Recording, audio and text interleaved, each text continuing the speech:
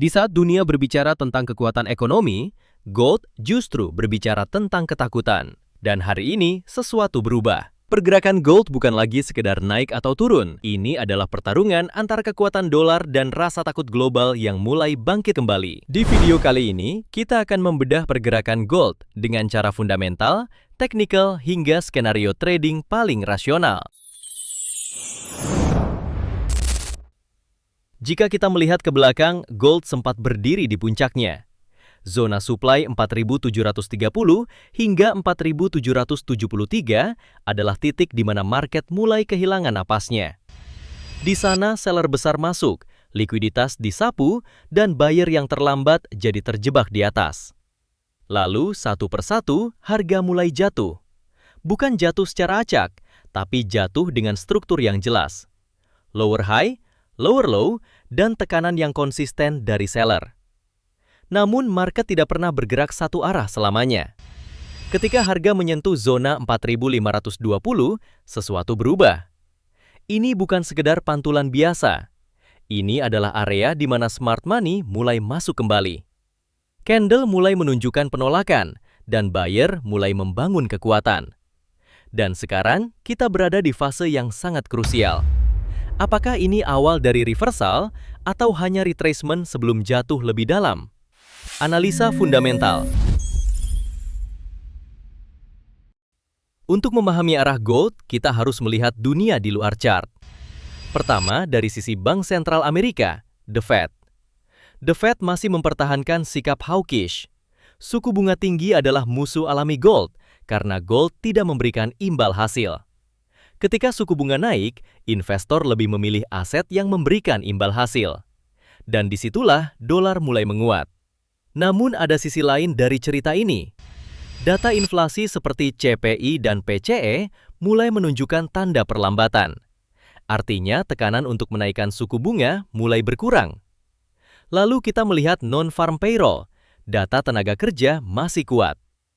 Ini menjaga dolar tetap solid dan menahan kenaikan gold. Tapi ada satu faktor yang tidak bisa diabaikan, yaitu ketidakpastian global. Geopolitik, ketegangan ekonomi, dan ketakutan akan resesi. Semua itu adalah bahan bakar bagi gold. Kesimpulannya, gold saat ini berada di tengah tarik-menarik dua kekuatan besar. Dolar yang kuat menekan harga turun, dan ketakutan global mencoba mengangkatnya naik. Ketika dua kekuatan ini bertabrakan, yang tercipta adalah volatilitas. Analisa teknikal. Market masih berada dalam downtrend yang valid. Kita melihat dengan jelas lower high dan lower low. Ini bukan sekedar koreksi, ini adalah struktur bearish yang solid. EMA masih mengarah ke bawah. Ini memberi kita satu pesan jelas. Tren utama belum berubah, namun harga mulai mendekati EMA dari bawah. Ini adalah tanda klasik dari retracement, bukan reversal. Sekarang fokus kita ada pada level-level penting. Di bagian atas terdapat area resistance di 4.667 hingga 4.700. Ini adalah area penentu. Jika harga gagal menembus, maka seller akan kembali mendominasi. Dan di atasnya lagi ada zona supply di kisaran 4.730 hingga 4.773. Ini adalah benteng terakhir buyer.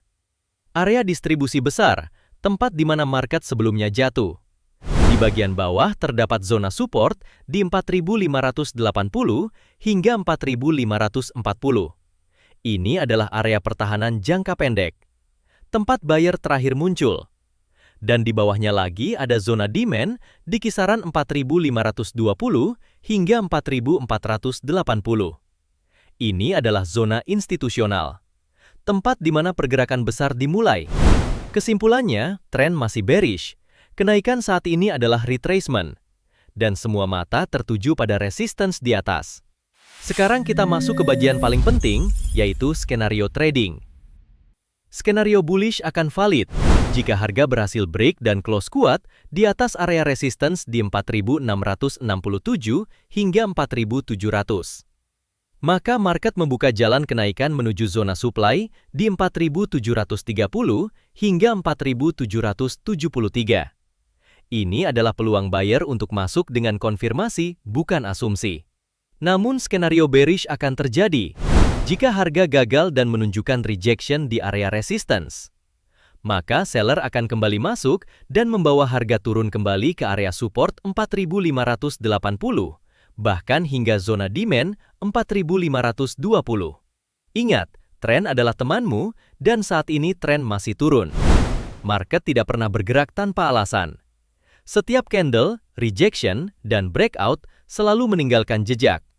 Tugas kita sebagai trader bukan menebak arah, tapi membaca cerita yang sudah ditulis oleh market. Karena pada akhirnya, yang bertahan di market bukan yang paling pintar, tapi yang paling disiplin. Sampai jumpa di analisa berikutnya. Jika kamu merasa analisa seperti ini membantu kamu membaca market, jangan lupa like, subscribe, dan bagikan ke sesama trader. Trade smart, manage risk, dan semoga profit konsisten.